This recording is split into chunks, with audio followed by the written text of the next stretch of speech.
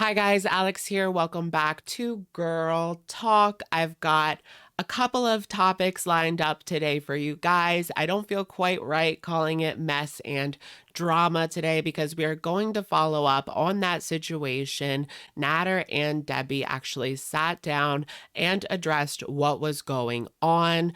But first, we're going to go ahead and talk about Chantal's new man. She went on a date, and I have all the deets for you guys. She says she was going to keep this under wraps, but that's not exactly what happened. And then we're going to talk about what Nader had to say in regards to this situation and touch briefly on what Chantal had to say yesterday. She went live a lot, but a lot of them were removed by her own doing. Lastly, we'll go ahead and touch on the 500-pound girl reaction in comment of the day. All that and more coming up on today's edition of Girl Talk. Let's just get right into it. Shall we? Okay, you guys, so I wanted to start off the video by sharing with you something that was actually cut from yesterday's video. It started out initially in my head as a Girl Talk video, but then it ended up becoming something else entirely. So this clip didn't exactly fit, but it was talking about Chantal's new man. Roll it. Okay, you guys, so we're going to start off the video by doing a segment talking about Chantal's new man. Yes, I am talking about the possibility of a stepmom arc. Move over, Julia Roberts. There's a new girl in town. She starts off by telling us that she is in love with this man, although she follows that up with the signature, just joking. He's a beautiful, gorgeous man. You can tell by the look on her face that she is infatuated with this man, although it's possible that she is simply infatuated with the idea of this man. He drove over to her place and he has a good job. She says that she is going to keep this one under wraps, but she is already spilling a ton of deets about him. He is Egyptian and he was a civil engineer on the metro system in Qatar. She did say that he had to convince his daughter to move to Canada because she didn't want to leave all of her friends in Qatar. They did end up going to second base, but she has a new rule. She doesn't want to F this up, so no home runs on the first date. That's a pretty good rule. A lot of guys aren't going to take you seriously if the first date is like that, although there are exceptions to this rule. Let me know in the comment section down below if you are with one of your one-night stands and it turned out being a successful marriage, because I have heard of that happening. I guess while all of this was going down, Pete's was upstairs in his bedroom. I like to imagine Pete's with his ear to the door or sitting on the landing at the top of the stairs. She mentions Box Mountain and says that he ignored it. He didn't make any comments about the mountain of boxes. So like we said, he does have 2 kids and this guy was previously in an arranged marriage. So much for keeping things on the down low. She's giving so much information. This man was cheated on and ended up getting a divorce. Chantal says that that won't be a problem with her because she will never do that again. If you recall, she has cheated on Pete's, BB, and Nader, kind of. I don't know if I would call it cheating with Nader though, but if you remember, he was allegedly upset about her relations with a man in Cuba. She really regrets cheating on BB. That look on his face and the guilt will always haunt her. No mention of hurting P though. People in the side chat mentioned that she shouldn't trust this man right away. I mean, no offense to him, but that goes for anybody. You don't really know this person after just one date. She says that she is not going to talk about this man online. She says that she is going to be respectful of him. She also refers to him as the 4th pyramid. That just seems disrespectful.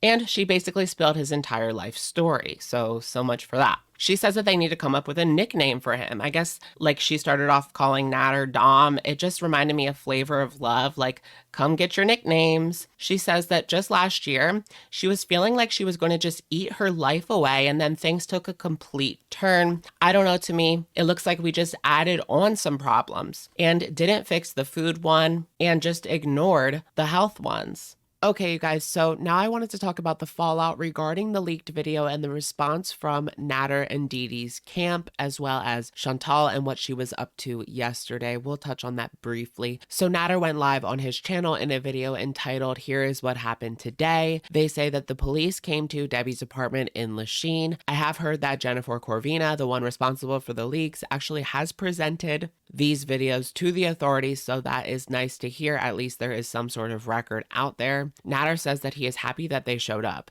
Their goal was to just do a wellness check. I presume that they saw that Debbie was fine in that moment. So Natter blames this on Jennifer, insinuating that the Sam channel could be their own channel. It could be. It's a new channel. I don't think that really matters in regards to this situation. It is all simply conjecture. So Natter said that they asked for them to investigate who is behind the channel. Again, I don't think that that is the biggest problem here. They know who they are talking to in the videos. They do mention another ex-mod I'm going to refer to as PJ. Now, PJ was allegedly not wearing any clothes during the call. If you remember, if you guys did actually watch the footage, Natter's glasses were like blurred. So I was assuming that you could see the person that he was on video chat with. And that is why that was like that, because I had that question as well. They made it seem like this was some sort of degenerate chat. I think Natter is trying to turn this into a possible blackmail situation, but the content on the tape is what I am most concerned about. It's not fake. There is no way. It could be out of order, but what happened was not fake. What Natter is concerned about is the person cut out their part of the conversation. Again, it just feels like another deflection. What they said and the words about the Three's Company, I'm not really concerned about that. It was simply the action presented on the video. They are saying that it is fake, and Debbie says that she is okay. She says that the real crime here is that it is being leaked out. But in Canada, in this situation, it is a one-party consent country. So as long as one party consents to the recording, it is legal, I assume. They are insinuating that this was a thing. I think they are attempting to pass this off as part of the Dom sub scenario, but that just doesn't sit right with me. Natter clarifies that he is the Dom and she is the sub, and this is their life, and we shouldn't be meddling in it. So because of the way that these tapes were released, Debbie actually says that she thinks that the person was jealous because they just recently clarified that they are in a relationship, when that had been something that people were talking about for months, but they were telling everybody that they were not in a relationship. And Natter even went as far as to say that Didi was not his type. Do you guys remember that clip from a couple of months ago? Natter claimed that he was single and he was looking for someone. At the same time, he was most likely talking to multiple women online. So what Debbie wants us to believe is that this is some sort of vengeance, because I guess Natter was leading on these other women, and now that he is in this relationship with Didi and it is public knowledge, that's the reason that they are releasing this tape. I have a hard time believing any of this. First of all, Natter is one of the biggest liars out there. Could be that this was revenge because this person wanted to be with Natter. I'm not saying that that's necessarily a lie, but their explanation for what transpired, I don't believe it. Not to mention, we have heard from multiple women in regards to this man. In these kinds of scenarios, consent is key. Boundaries are supported. Safe words are in place. That is what I would call legitimate, and this is something completely different. Natter is using the Dom title as a way to avoid accountability for his actions, in my opinion. At this point, Debbie has made it very clear that she is standing by Natter. So in regards to Chantal, she spent a lot of the day yesterday raging. She also spent the day talking about this situation. She says that she is going to do absolutely nothing to stop this. She wants to wipe her hands clean of this situation. She continues to rage because people are continuing to put blame on her for giving this man the platform and telling all of her subscribers to subscribe to his channel. She doesn't want to take any accountability for this at all. She was doing a lot of raging yesterday, specifically at reaction channels. She was complaining about bullying, and she was talking about, Monty. And when talking about Gary, she actually called him inbred from West Virginia. So really, she's very hypocritical. And really, I don't want to put this whole entire situation on Chantal. She cannot control Natter and what he has done. And to be fair, she has spent the last couple weeks talking very negatively about him. So So, in her own way, she has been speaking out about this situation. It has just been such a roller coaster over the past 12 months. But I don't want to take away from what Chantal has been through with this man. We have seen what he is capable of. I just feel this presence looming of the possibility of more tapes coming out regarding Natter and this continuing for an even longer amount of time. In regards to a new arc surrounding Chantal, she has said that she is going to go to Turkey. So if you are a Turkish citizen, she says that you can meet her. I wouldn't hold my breath. All right, you guys, it's our favorite time of the day, and that is, of course, comment of the day. I have decided to take comment of the day from our Amber Lynn reaction instead of that video.